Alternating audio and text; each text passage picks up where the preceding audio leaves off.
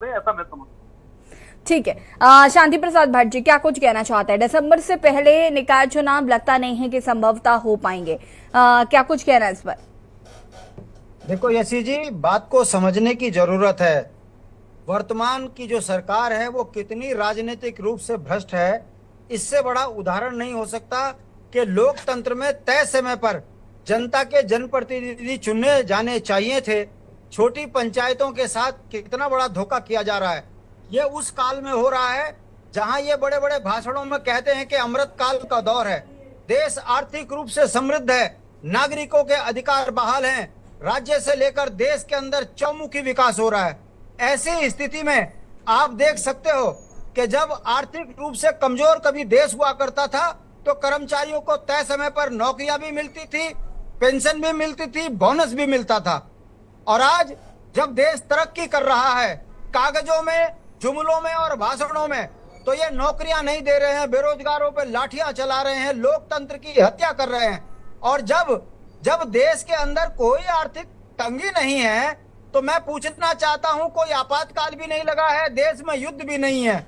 ऐसी स्थिति में अगर पंचायतों के चुनाव तय समय पर नहीं होते तो आप ये समझ सकते हो कि ये तराजू वाली पार्टी केवल और केवल इस बात से घबराई हुई है कि यदि पंचायतों के चुनाव हो गए, नगर निगमों के चुनाव हो गए तो उत्तराखंड के अंदर इनकी सरकार पूरी कदर हारेगी और उसका संदेश लोकसभा में जाएगा।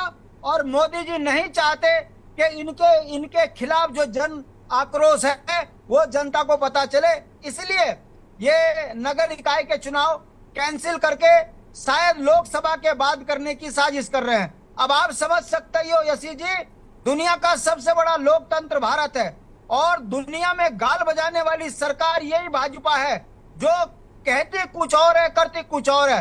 मैं पूछना चाहता हूं, अगर उत्तराखंड के अंदर आर्थिक संकट है, कोई युद्ध का सा माहौल है या देश किसी बड़ी आपदा से घिरा हुआ है जिस कारण ये लोकतांत्रिक ढांचे को सही तरीके से नहीं चला पा रहे, तो माना जा सकता था। यहाँ राष्ट्रपति शासन होता तो माना जा सकता था, सेना लगी होती तो माना जा सकता था, कहीं देश के अंदर कोई आर्थिक संकट आ गया तो माना जा सकता था। इनकी राजनीतिक बेईमानी चरम सीमा पर है और ये राजनीति में गुंडागर्दी है कि ये चाहे तो चुनाव हो, ये ना चाहे तो चुनाव ना हो। मैं आपके माध्यम से सिर्फ भाजपा के गाल बजाने वाले उन भ्रष्ट बेईमान दलाल 40% कमीशन खाने वाले नेताओं से पूछना चाहता हूं, और इनके वो भक्त जो कहते हैं कि मोदी है तो सब मुमकिन है, तो हम भी तो यही कहते हैं कि मोदी है तो लोकतंत्र की हत्या मुमकिन है, मोदी है तो उत्तराखंड में लोकतंत्र के चुनाव ना हो ये भी संभव है। मैं तमाम भारतीय जनता पार्टी के उन नेताओं से सवाल करता हूं आपके माध्यम से, यदि तय समय पर निकाय चुनाव ये भाजपा नहीं करा सकती तो धामी के खिलाफ लोकतंत्र की हत्या का मुकदमा लगा के सरकार को बर्खास्त कर राष्ट्रपति शासन लागू होना चाहिए और तुरंत फिर 6 महीने में पुनः चुनाव कराकर तमाम भारतीय जनता पार्टी के नेताओं के खिलाफ मुकदमा लगाए जो सरकार नहीं चला सकते, जो उत्तराखंड में जनता की आवाज को दबाने के लिए पंचायतों के चुनाव नहीं करा सकते। ये कैसी सरकार है?